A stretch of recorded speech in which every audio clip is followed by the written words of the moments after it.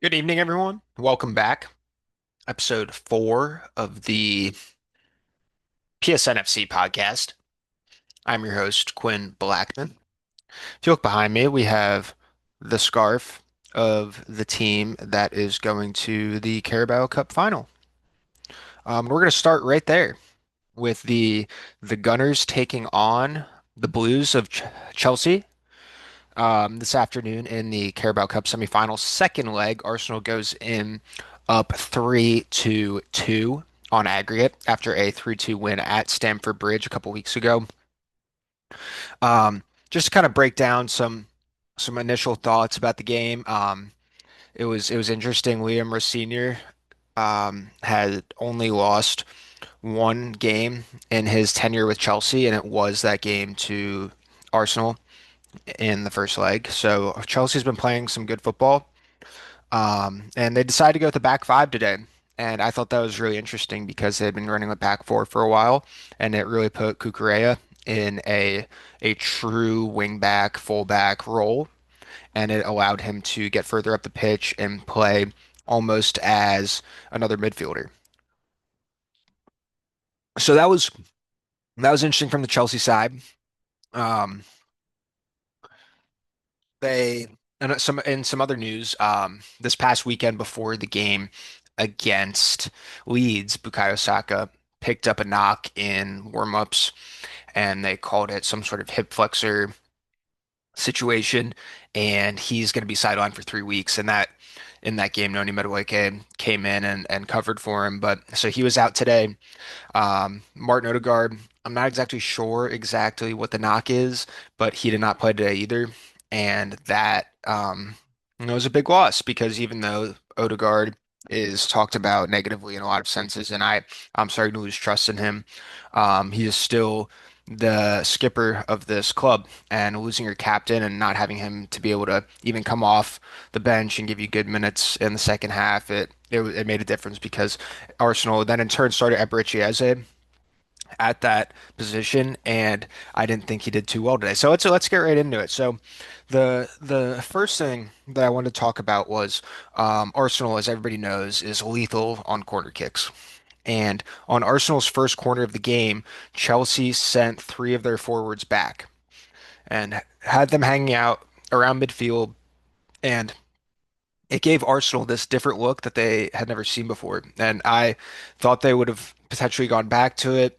Um, initially, but then the service came in and there weren't enough bodies in the box, and it made it a little bit too easy for Arsenal to kind of find some big bodies, especially if they make runs towards the back post with Gabriel and have Saliba in there. Um, so it was very interesting to see that tactic rolled out by Liam Senior. They must have talked about it a lot during training this week. So that was interesting, but kind of moving into the match, it wasn't too exciting. I was a little bit frustrated with Arsenal's lack of urgency throughout. They seemed like they were playing to draw the match and not concede, which I understand. Up 3-2 on aggregate, you're looking to go to your first cup final in 6 years, but there's got to be a happy medium. And I mean, there were times in that first half where, there's a lot of sideways and backwards out of Arsenal. But when they play fast, I mean, my goodness, the amount of skill that they have on that club, everybody knows it. You see these guys go play for their national teams and they just do crazy things, spectacular things. Not that they don't for the Gunners, but when they play fast, man, I mean, they create all sorts of chances.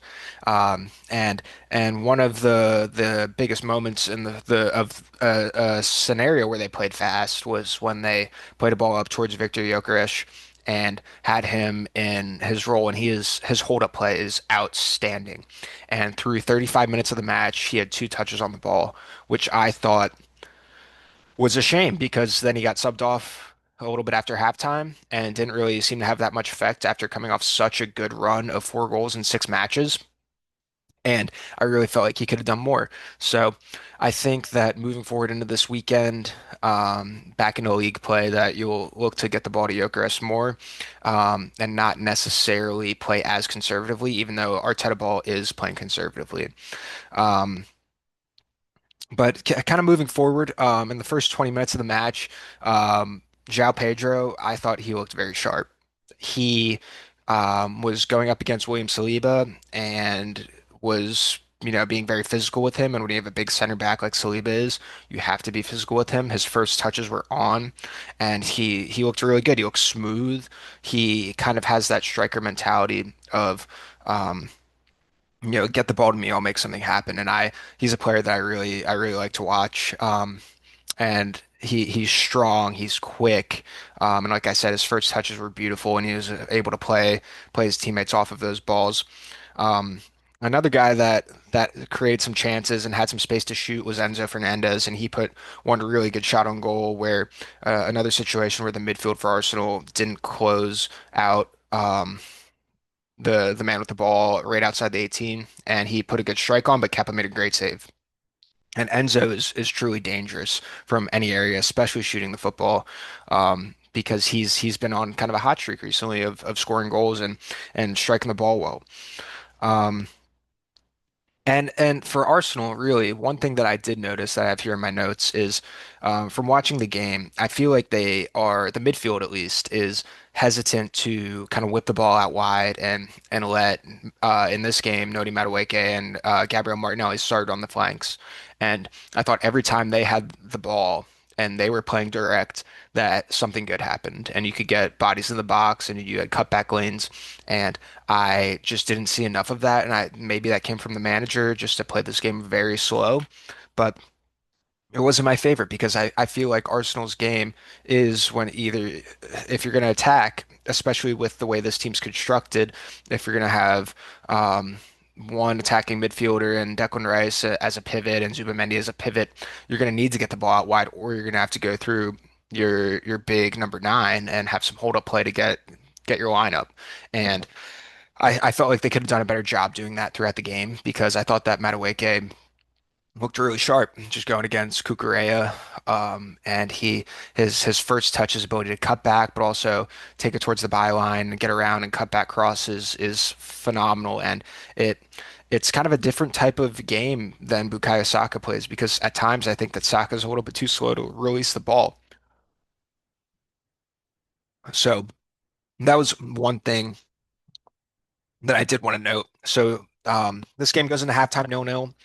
Um, And it felt like Chelsea was kind of slowly building towards something because they weren't necessarily breaking through, but they were controlling possession. They had a little bit over 50% of the possession in the first half.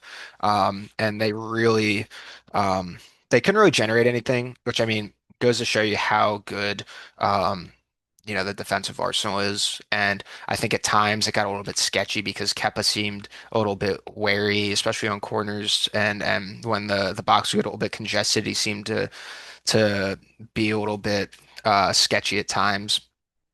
Um, but another note that I had, as well as Zubimendi does play, there are times, like I said, when Enzo put on that shot on Kepa, where Zubimendi did not close him out, and a similar thing happened in their game against United a few weeks ago, where Mateus Cunha had a ball in a similar position, he didn't get closed down, and he ended up rifling one past David Raya. But um, as we roll into the second half, the physicality really ramped up in this game. You could tell that these were two London teams that didn't like each other, and Piero Hincapié was getting stuck in, and Moises Caicedo was, they were chirping a little bit, and it's really kind of turned into another London derby, and it was great to watch.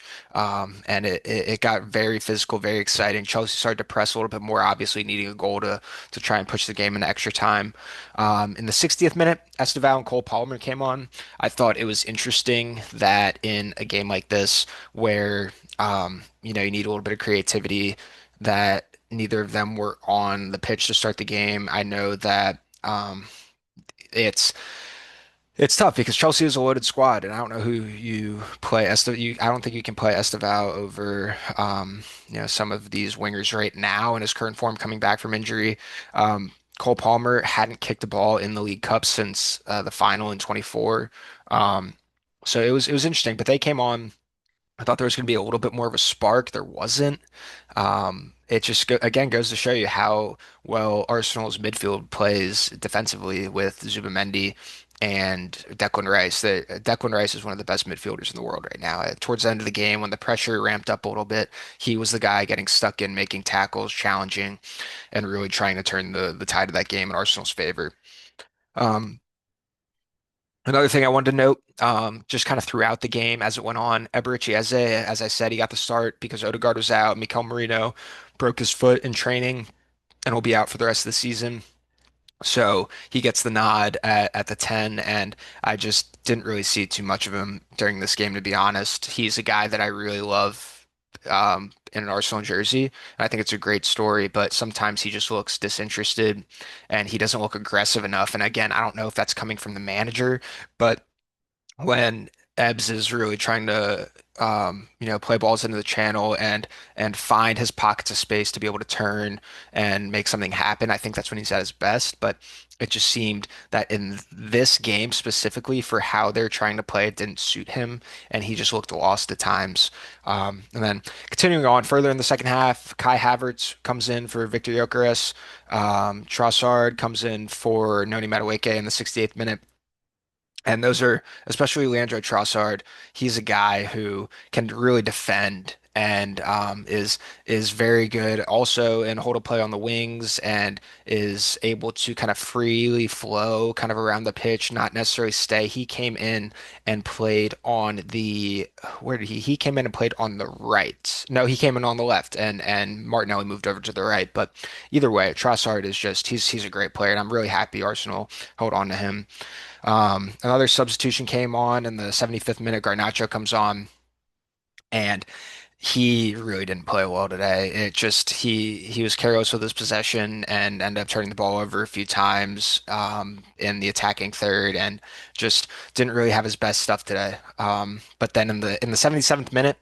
There was a huge chance for Arsenal. Zubamendi makes a run into the 18-yard area, cuts it back. A powerful header by Gabriel, and Cucurella blocks it. And that was probably the biggest chance of the game for Arsenal. And it was to that point, and it was a great play by Cucurella defensively, blocked it with his head, headed it out into safety. In the 79th minute.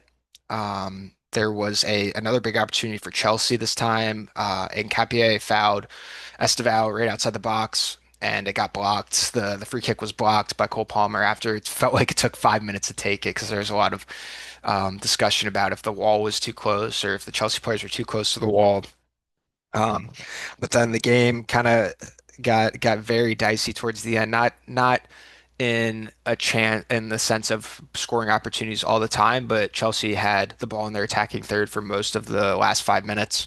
And there was a play that broke out. Declan Rice takes the ball off the left wing, plays it up to Kai Havertz, has Martinelli on his left if he wants it, but he makes a move on the keeper and slots it home 1-0 to the Arsenal, and that would do it. So Arsenal is advancing to to Wembley to face the winner of tomorrow's match against, or by the time this gets released, it could be today, but tomorrow's match against Man City and Newcastle, where City is up 2-0 on aggregate. And yeah, it's the first time Arsenal's been back to a cup final in 6 years since they won the FA Cup in 2020 at an empty Wembley. And it's it was cool as an Arsenal fan. I've struggled, it's seeing them come so close the last couple of years to winning the league and not being able to win something and not really having success in domestic cups, making it to the semifinal of the Champions League last year, not getting over the hump, seeing the Emirates feel that joy and the relief of the players to finally feel like they're on the brink of something special. It brought tears to my eyes. So that was the summary of today's game against Chelsea for Arsenal, and they advanced to the League Cup final at Wembley. I believe it's on March 22nd. So we're going to move forward back to match week 24 in the Premier League. Some of the notable performers I'm going to go through in Man United. They won a absolutely raucous game um, against Fulham at home. Benjamin Sesko scored a goal in the 94th minute. That was the winner. And the relief on that man's face. He's had a tough time being such an expensive transfer and finally being able to score a big goal after Kevin, the Brazilian left winger for Fulham, scored an absolute wonderful goal, cutting inside on his right foot and curling it into the top right corner, and it was beautiful. But the player of the match there, I thought was Casemiro. He opened the scoring with uh, a header from Bruno Fernandes and assisted another goal in the second half, or later in the game, Matheus Cunha strike, and it's cool to see Casemiro doing this because he's such a legendary player, and he is on his farewell tour from United. He announced he's going to leave at the end of the season, so the goal and assist for Casemiro. Moving on, another best performer, Abib Diarra for Sunderland. He had two goals. Well, one goal, one of them was an own goal that was deflected in the first half. This was his first start since returning from winning the African Cup of Nations with his native country, Senegal. And then the second goal was a true goal that he scored and really set the pace for Sunderland, who ended up winning 3-0 against Burnley. Another top performer, Ugo Ekitike for Liverpool in their 4-1 win against Newcastle. He had two goals before the half. One of them, he carried it into the box and kind of toe poked it, or with his right foot on the left side of the box, just past the keeper, um, past Nick Pope, and it was a beautiful goal. And then his second goal was from Florian Wirtz. He kind of poked it between the keeper's legs. And Florian Wirtz is another guy who's really coming to form in his last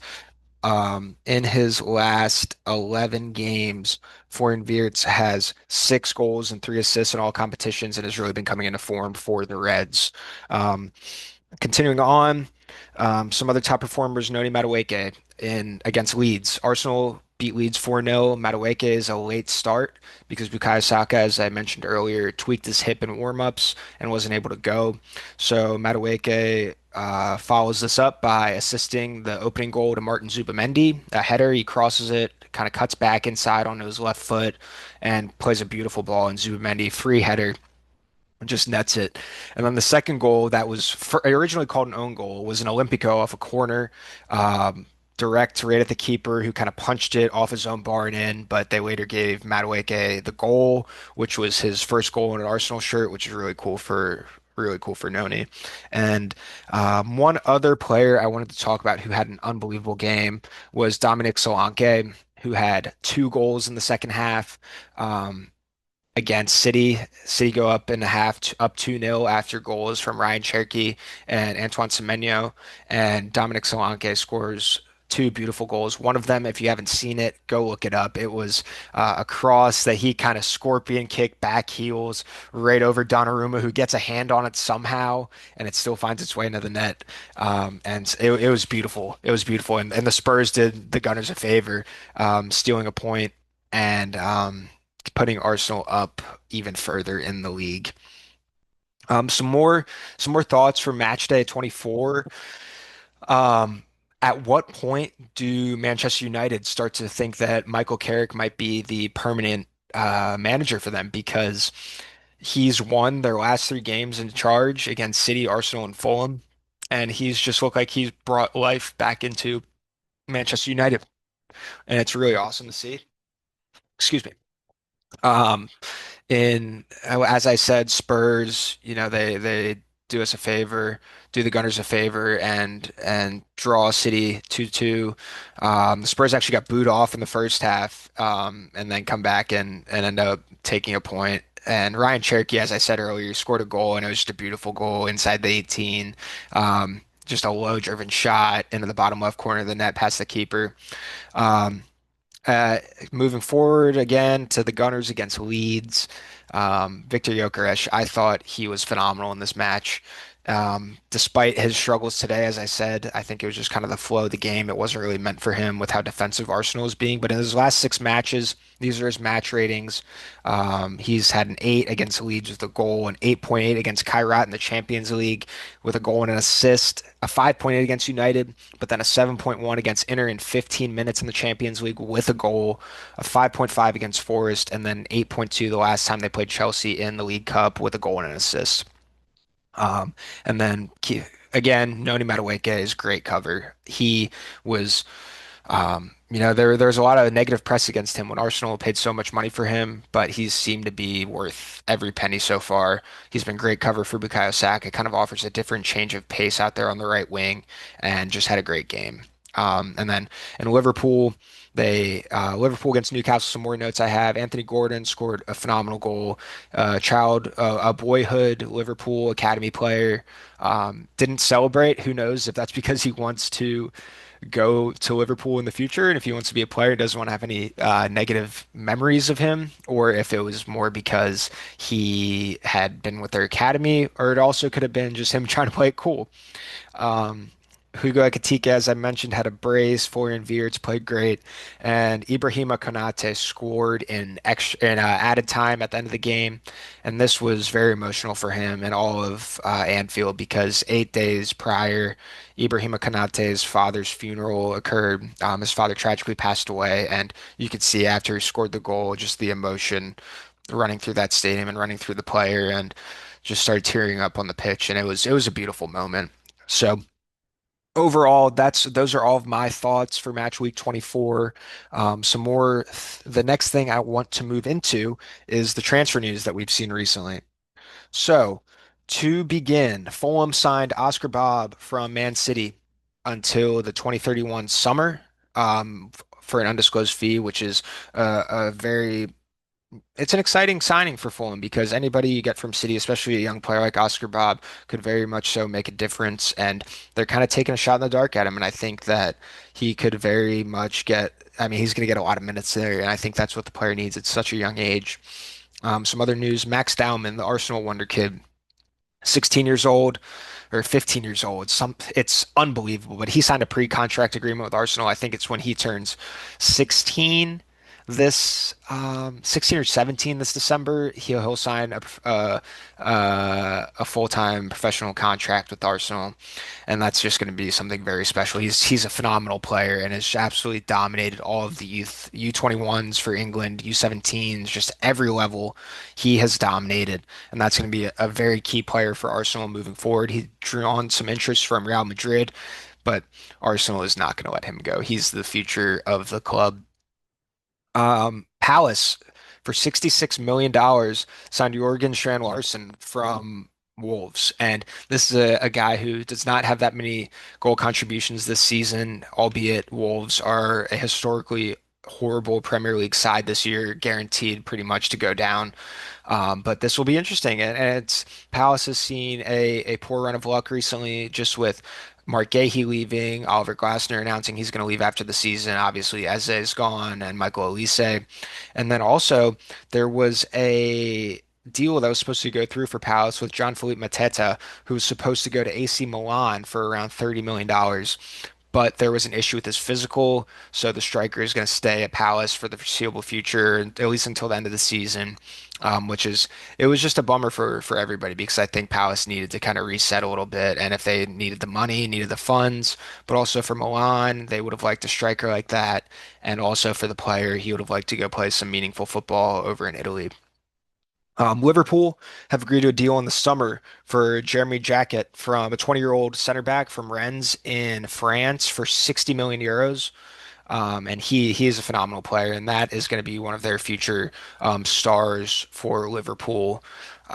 Continuing on, West Ham signed Axel Diassi on a loan from Chelsea, center back, and that'll be good for them as they try to avoid relegation. It'll also be good for the player and good for Chelsea as he'll get some meaningful minutes since they have a pretty loaded center half back there at Chelsea. Lucas Paqueta left West Ham on a permanent deal. He's a midfielder who had 23 goals and 139 appearances for West Ham.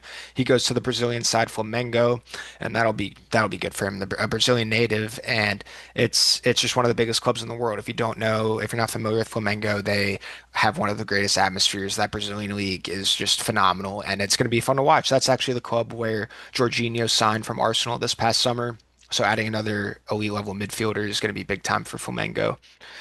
Jack Grealish had an injury He's going to be out for the rest of the season. So Everton respond by signing Tyreek George on a loan from Chelsea, who's a young winger who will look to get minutes in the Premier League and really grow. Again, another great deal for Chelsea, having these players able to continue to develop in the Premier League. Um, Another deal that was supposed to go through for a Premier League side is Ricardo Pepi from PSV. He was supposed to move to Fulham, but the American striker is going to stay at PSV at least until the summer, which who would have known if he would have played at Fulham? But this is a guy that needs minutes leading up into the World Cup because Mauricio Pochettino, the head coach for the U.S. men's national team, very much likes Florian Balogun, who I think will be the starting number 9 in the Olympics. He's performed for the national team every single time he's put on the jersey and has scored goals. But Ricardo Pepi is a guy who has a knack for scoring goals, and I would love to see him get more playing time, especially on a club that is so far ahead out in front of the table in their domestic league. And then finally, one of the later signings of the transfer window was Ademola Lookman. He went to Atletico Madrid for a $40 million or 40 million euro fee from Atalanta, and this is going to be a big signing for Atletico as they try and keep pace and hope to continue their run of solid form in La Liga, although Barcelona is playing unbelievably and they're probably going to run away with it again. But this is very good for Atletico as they continue to look to improve their squad, add legitimate threats, big names that can help contribute goals to their side. And that will be, as I said, a very good signing for him. He's one of my favorite wingers in the world, the Nigerian who had a very good performance at AFCON and is just is a difference maker instantly. And it will look to kind of make a some sort of bond with Julian Alvarez. Who knows if he leaves this summer? He's been linked to Arsenal for around 100 million euros, which would be an unbelievable deal for Arsenal if they can get him in. And they would have to potentially sell some players, potentially Martinelli, maybe Leandro Trossard, even though Julian Alvarez is a striker, is a number 9. It'll be interesting to see if they brought him in and Gyökeres, if they would continue with a 4-3-3, or if they could even line up in a 4-4-2 and try and accommodate two big time legit striking threats into the Premier League. And that pretty much sums everything up for this week's episode. I am trying to keep them a little bit more condensed moving forward to keep them easily digestible, kind of give you all my thoughts on the recent week of the Premier League. Oh, one more thing I forgot. I forgot to mention my MLS transfer news. Sorry about that. So in the MLS transfer news, the Seattle Sounders send 20-year-old homegrown Mexican midfielder Obed Vargas to Real Madrid, which is a very big deal. Sending him to such a powerful top 5 European league. It was for 3.5 million or 3 million euros according to Transfer Market. And this Obed Vargas was a 2025 MLS All-Star, and the Mexican national will look to kind of build his career over in Spain now and continue to fight for playing time in the World Cup for this summer. Inter Miami have acquired Herman Bertarme, excuse me, from Monterrey and Liga MX, the powerhouse. He's a 27-year-old Mexican international joining for a $15 million fee. He has 68 goals, 15 assists, and 153 appearances for Monterrey, so he's a big-time player. And he joins Lionel Messi and Rodrigo de Paul as Inter Miami's third designated player, which means that he can have a salary that is above what is normally required to be the max in the MLS. So it is allowing them to bring in better players, more talent, bigger names, and pay them what they need to be able to play in the MLS and try to grow the game in America as much as they can. So this will be a big signing for Inter Miami, who seem to really be creating a dynasty. And I mean, if you have Lionel Messi on your team, why wouldn't you want to go play for them? So it's going to be interesting. They keep seeming to kind of skirt the rules a little bit. It's kind of a touchy subject in the MLS, but we'll see what happens this year because, you never know in football. But they were coming off of the MLS Cup. It'll be tough to beat Inter Miami again this year with Lionel Messi again. And then lastly, Alex Freeman, U.S. men's national team player left Orlando City for Villarreal on a transfer of $7 million. This includes a sell-on clause for Orlando City if Villarreal were to sell him in the future. And this is a big step for a guy who is a very athletic young player who is going to look to make a difference over there and kind of, again, build his European career as he's already built his MLS career and try and further advance his game and himself as a player. I'm not sure if he'll get a whole lot of playing time in the World Cup. I think he will make the 26-man roster, but it is a guy that I am kind of looking out for in over the next 6 months leading up into the World Cup. Some other thoughts. I don't, let's think.